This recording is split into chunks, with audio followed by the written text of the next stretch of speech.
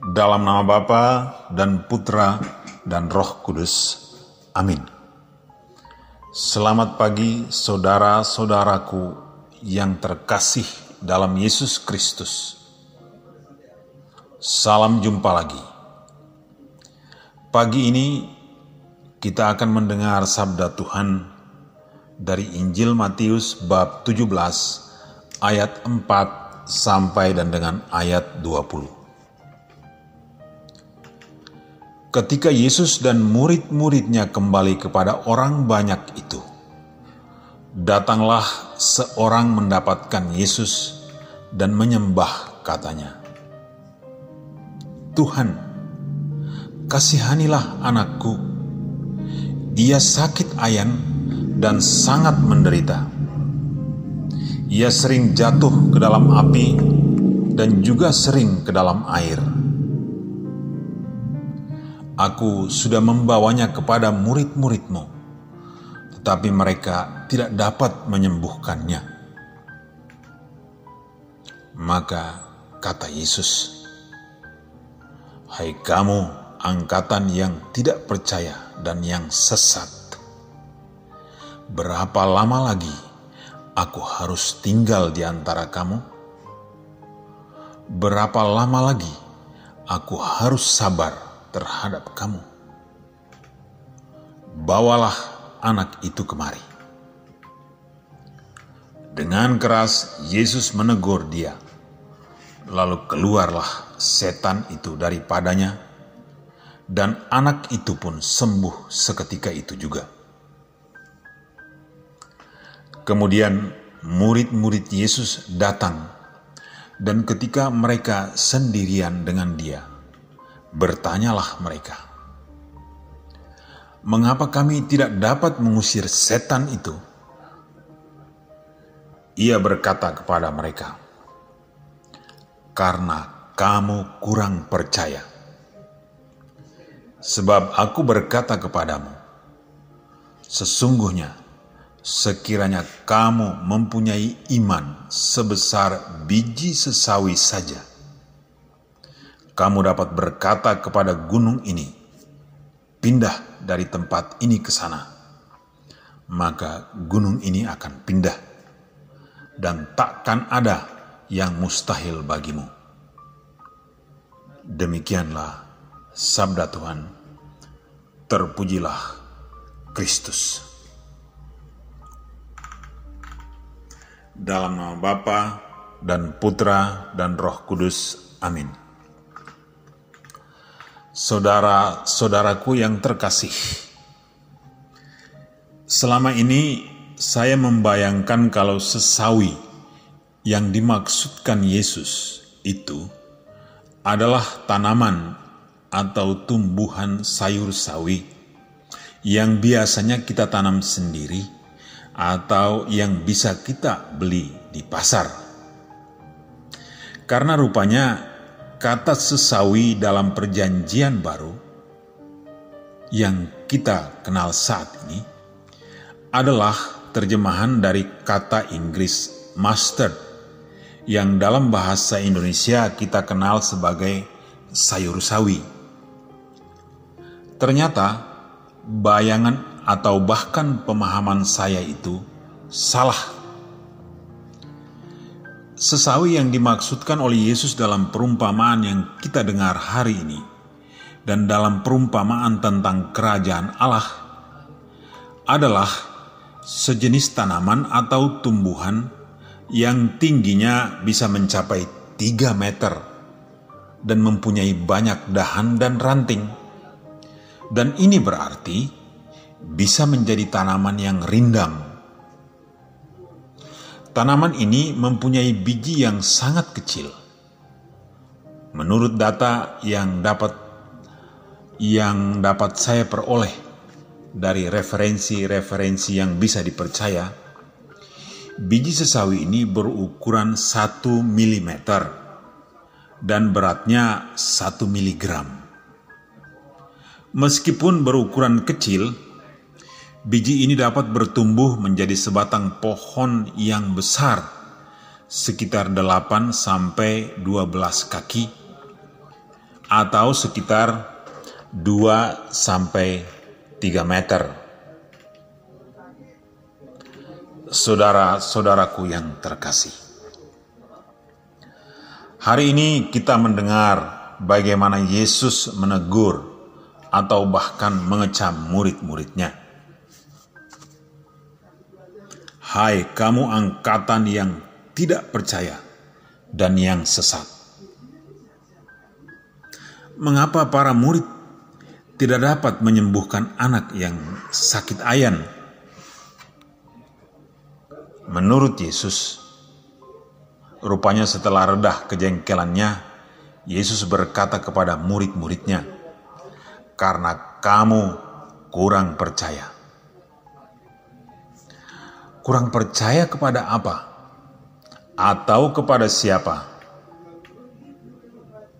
Para murid rupanya kurang percaya kepada kuasa yang sudah diberikan oleh Yesus kepada mereka, seperti yang ditulis oleh Matius dalam Matius 10 ayat 1. Yesus memanggil ke-12 muridnya dan memberi kuasa kepada mereka untuk mengusir roh-roh jahat dan untuk melenyapkan segala penyakit dan segala kelemahan. Tapi mereka masih ragu-ragu.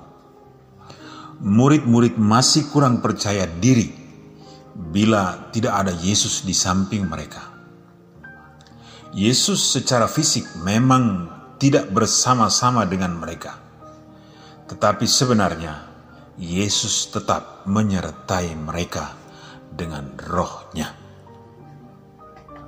Inilah yang mereka lupa.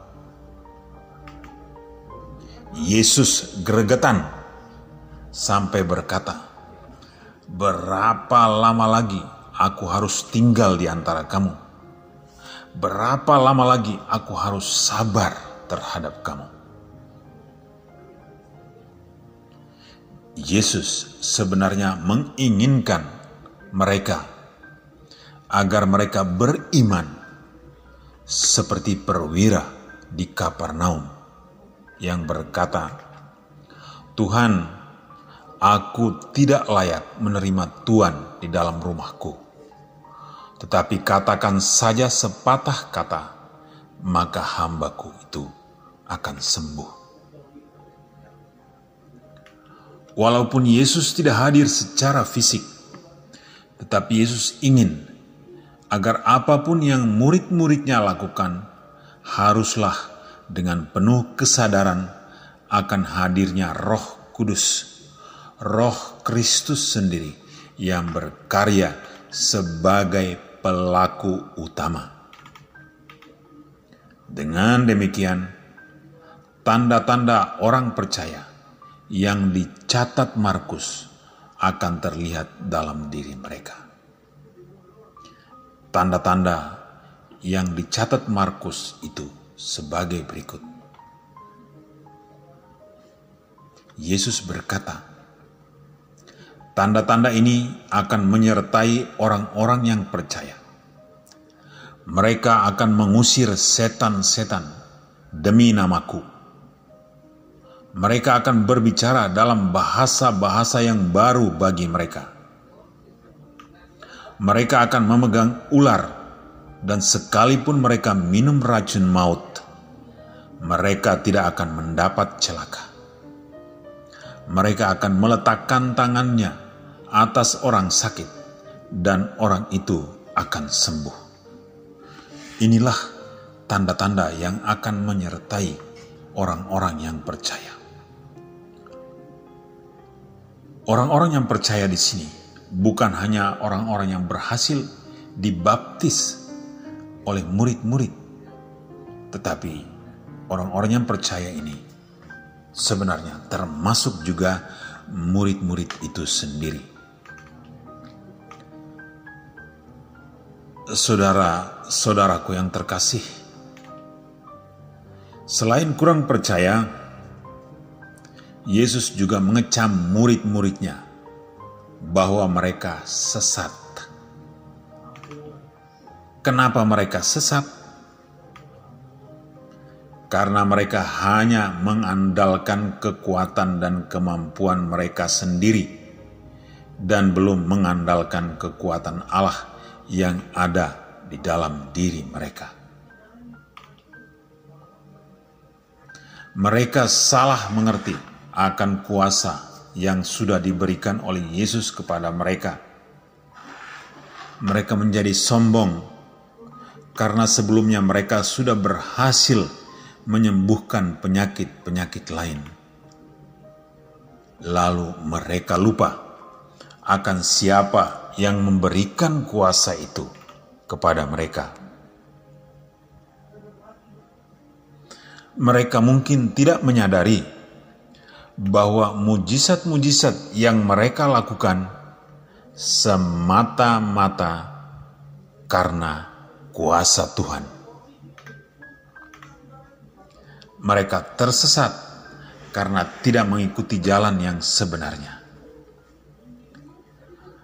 Mereka kurang percaya kepada jalan yang benar yang seharusnya mereka lewati, yaitu Yesus sendiri.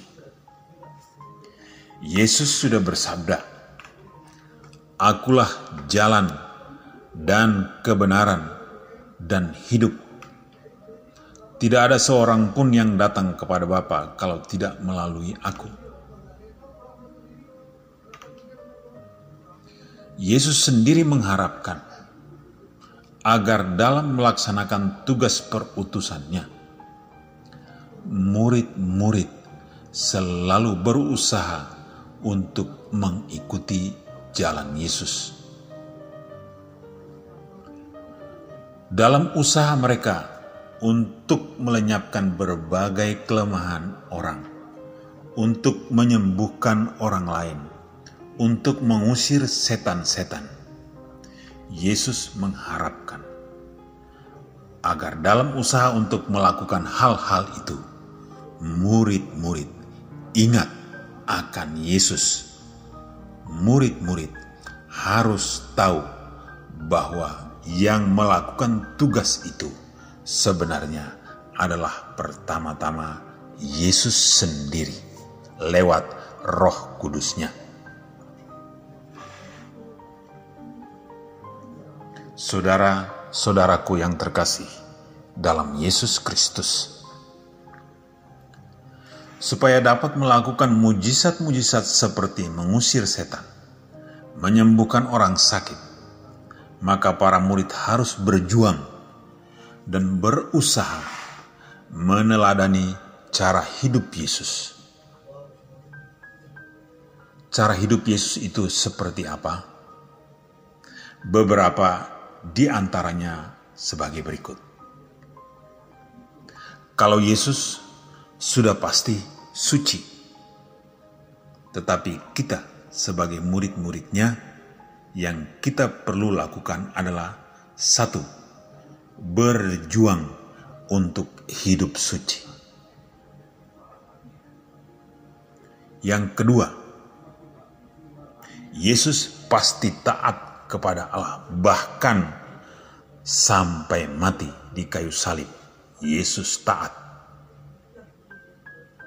Kalau kita juga seperti itu, taat kepada Allah Bapa. Yang ketiga, Yesus selalu berdoa. Apalagi kita, kalau kita mau meneladani Yesus, haruslah kita berdoa. Berdoa. Yang keempat, Yesus selalu bersyukur. Demikian pun kita. Apalagi kita. Kita diharapkan oleh Yesus untuk selalu bersyukur. Bersyukur atas rahmat keselamatan, atas rahmat kehidupan, terutama dalam konteks bacaan yang kita renungkan hari ini. Bersyukur karena Tuhan sudah memberikan kita kuasa untuk menyembuhkan orang, mengusir setan, dan menyingkirkan kelemahan-kelemahan manusiawi. Kita bersyukur semuanya itu karena Tuhan telah percaya kepada kita dan mengikut sertakan kita dalam karya penyelamatannya. Jadi, berjuang untuk hidup suci, taat kepada Allah Bapa, selalu berdoa, dan selalu bersyukur adalah makna iman sebesar biji sesawi. Kalau kita beriman sebesar biji sesawi, maka kita pasti berjuang hidup suci, taat kepada Allah, selalu berdoa, selalu bersyukur, sehingga kita dapat melakukan hal-hal besar yang Yesus harapkan kita lakukan dalam karya perutusan kita. Semoga dalam nama Bapa dan Putra dan Roh Kudus. Amin.